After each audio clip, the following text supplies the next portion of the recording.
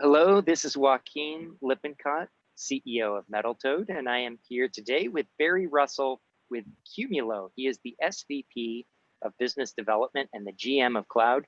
Barry, a very warm welcome to you. Hey, Joaquin, thanks so much for having me today. It's great to have you. It's nice to be here in the morning where it's morning for both of us. So, it's a global world. And so sometimes we're getting up pretty early for these interviews.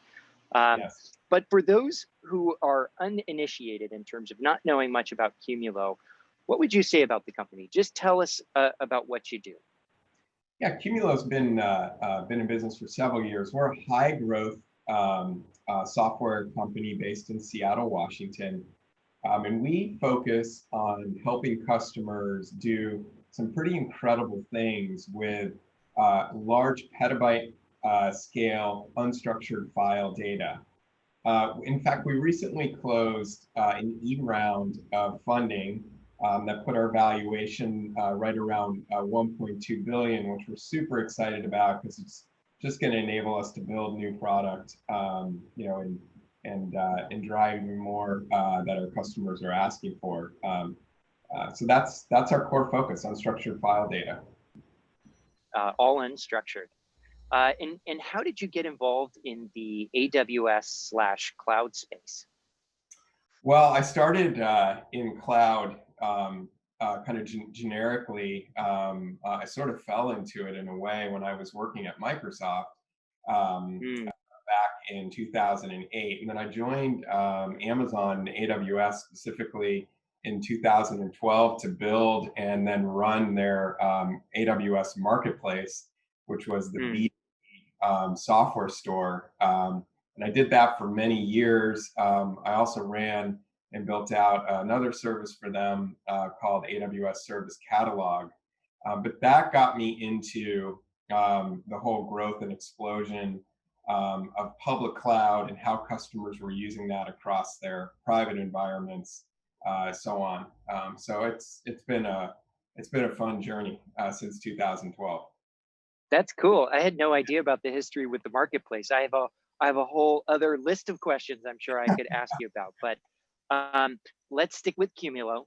So tell us, how does your company fit within the media and entertainment ecosystem? That's a great question. Media and entertainment is really where our product took root. And we've been working with everybody from major production studios in Hollywood to large streaming service providers, to network, and even of course the firms that do post-production, pre and post-production editing. We're really in the space of animation and broadcast, even post-production visual effects or VFX. And then one area that's growing super fast for us is gaming. We're working with a lot of the large gaming houses in helping them with their production of new games, getting those out to market faster. Are there any other cloud technologies other than yours, or any of those partners that you would categorize as cloud technologies that you've read about or heard about that you find particularly interesting? Yeah, there are a few.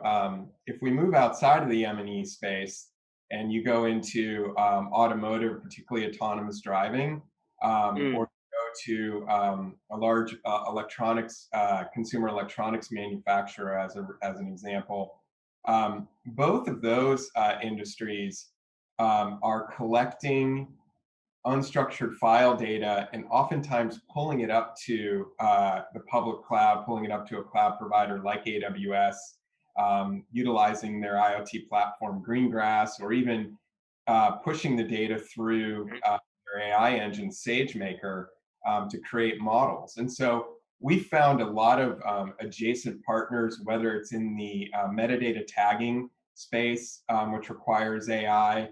We're even working with a company now that is looking at managing the actual models that are created, because they are also getting a bit unruly in terms of the number of models created from all of this unstructured data that's being created. So I would say The short answer to your question is Edge, AI, IoT, and AI are two areas we are particularly interested.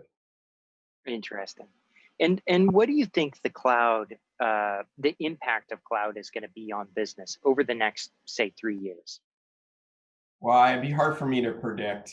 Uh, I wish I could do that in lots of areas. Right.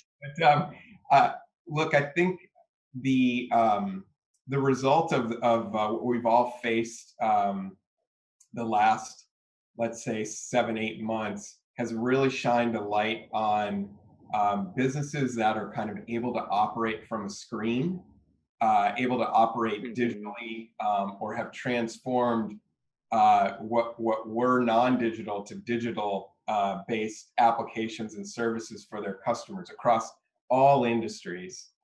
I think that's the acceleration point. I think that Yeah. all enterprise customers and even government have realized that their longer term digitization plans just got hacked in half, and they need to get on it and make that happen in the next couple of years, or they face a certain population not being able to use them, and certainly competition Yeah. coming into the market to take their place. That's the focus. Yeah. I couldn't agree more. And if we do look at sort of the near term and the impact of the coronavirus, what do you think it's going to be on the media and entertainment industry over the next 12 months? Well, what we're seeing is an acceleration in the production of content. Now, I think part of that is because people have been stuck at home, and so they are consuming a lot more Yeah. digital content than they might have been before. But for the people in the media and entertainment industry, particularly those that need to do editing, cleanup, pre and post production work on content, whether it's movies or shows, or frankly even videos that an enterprise might produce where they might have been able to be in person. The impact is distributed workers. And the reason cloud is so important when using a file system like Qumulo is that we enable all of the compute power by running software in the public cloud that those editors and artists would have had on-prem. They now have in the public cloud, but they're able to do it from their home on their laptop and their screens. And Mhm. that's the key. And I think that trend is going to continue for a while. And we've seen several companies already say that they're fine with their employees working from home for a longer period of time or even permanent. Mhm. And so the cloud becomes much more important when you have a distributed workforce of editors and artists. Yeah, we went full remote in 2019, and it's been interesting as we've added people not only across the United States and in Canada, but also in Brazil, and now we're looking to Europe. So that distributed workforce certainly is resonant for us. Now, if somebody wanted to get in touch with you over at Qumulo because they wanted to learn more, what's the best way to do that? Well, they could reach out to me on LinkedIn. I do check that regularly. Or they can email me. It's BRUSSELL at cumulo.com. That's another way. I probably won't give out my mobile number right now. We'll put it in the chat down below. Don't My you worry address, about that. put my number and address. That's great. No, look. I love having conversations with folks about what they're seeing in terms of trends with the enterprise. And I think we've got to keep our eye on this unstructured file data space. I think it's an area that's been maybe a bit overlooked in public cloud, but now it's starting to explode. And there's just so many cool things customers can do with this data. It's just awesome to see them doing it. That's great. Barry, thank you so much. Thank you. I appreciate the time. Thanks for having me on.